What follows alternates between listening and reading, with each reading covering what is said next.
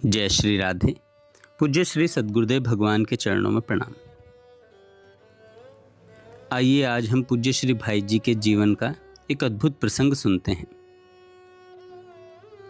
कैसे भगवान की कृपा से एक नास्तिक भगवान का भक्त बना। भक्तों, आज हम एक ऐसे अद्भुत प्रसंग का चिंतन करेंगे जो यह सिद्ध करता है कि जब भगवान की कृपा होती है तो घनघोर नास्तिक भी महान भक्त बन सकता है।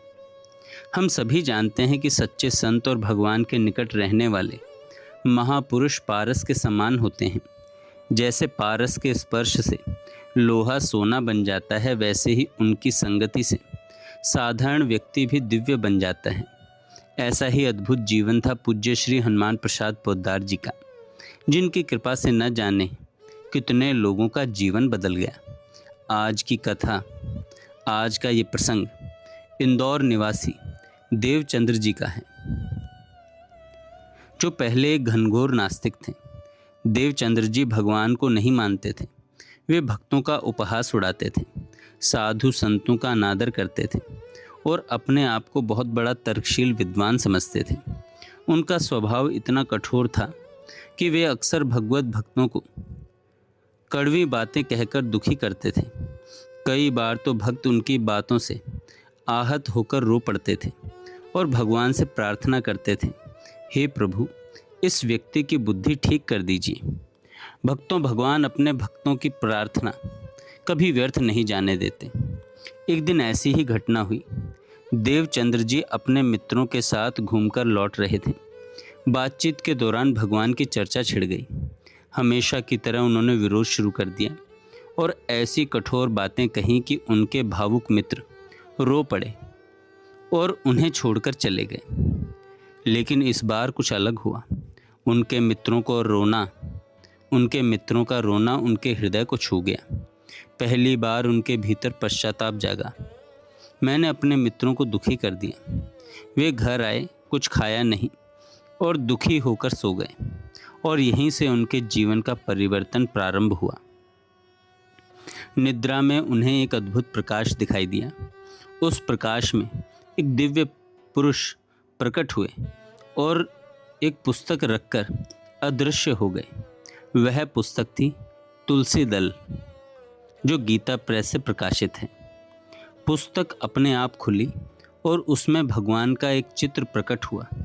देखते देखते वह चित्र सजीव हो गया और भगवान स्वयं प्रकट होकर बोले, सर्वधर्मान परित्यज्य मामेकं शरणं व्रज, अहम त्वा सर्व पापेभ्यो मोक्षयिष्यामि मा शुचः।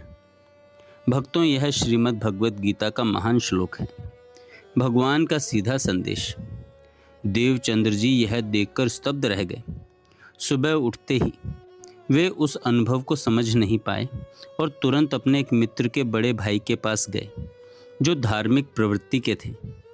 वहाँ उन्हें वही तुलसी दल पुस्तक मिली, ठीक वही चित्र, वही श्लोक। अब उनके भीतर विश्वास जाग गया। उन्होंने पुस्तक खरीदी, पढ़ना शुरू किया। यहीं से उनका पूरा जीवन बदल गया। जो व्यक्ति पहले भगवान का विरोध करता था, वही अब दिन रात हरे राम राम राम हरे हरे, हरे कृष्ण कृष्ण कृष्ण हरे हरे का जप करने लगा। प्रतिदिन 64 माला जप करने लगा। 3 महीने में उनकी स्थिति इतनी बदल गई कि उनका मन निरंतर भगवान में लीन रहने लगा। भक्तों, लेकिन भगवान की कृपा यहीं नहीं रुकी। एक दिन उन्हें दिव्य अनुभव हुआ कि आज भगवान के दर्शन होंगे। रात में उन्होंने एक अद्भुत दृश्य देखा। एक दिव्य मंडल, संतों की सभा, कीर्तन और अंत में भगवान का आगमन। वे भाव विभोर होकर भगवान के चरणों में पड़े। जब उन्हें होश आया तो वे पूर्ण रूप से बदल चुके थे। अब वे वही देवचंद्र नहीं थे। अब वे एक महान भक्त बन चुके थे। इस प्रसंग से हमें जो शिक्षा मिलती है, पहली बात, किसी को कभी तुच्छ मत समझो। दूसरी बात, भक्तों की प्रार्थना अत्यंत शक्तिशाली होती है। तीसरी बात, भगवान की कृपा कब और कैसे हो जाए यह कोई नहीं जानता। और सबसे महत्वपूर्ण, यदि सच्चे हृदय से एक क्षण भी भगवान की ओर मुड़ जाएं तो जीवन बदल सकता है। इसलिए हम सभी को चाहिए कि हम भगवान का स्मरण करें, भक्तों का सम्मान करें और जीवन को भक्ति की दिशा में लगाएं। ये जो पुस्तक है तुलसीदल, ये पूज्य श्री भाई जी हनुमान प्रसाद जी पोद्दार जी द्वारा दी गई थी देवचंद्र जी को स्वप्न में। आप सब लोग प्रयास करें, आप सब लोग ये पुस्तक खरीद कर, गीता प्रेस से मिल जाएगी, ऑनलाइन भी मिल जाती है, तो आप सब लोग इसे अवश्य पढ़ें और गीता सेवा ऐप में ये फ्री में मिल जाती है। जय श्री राधे।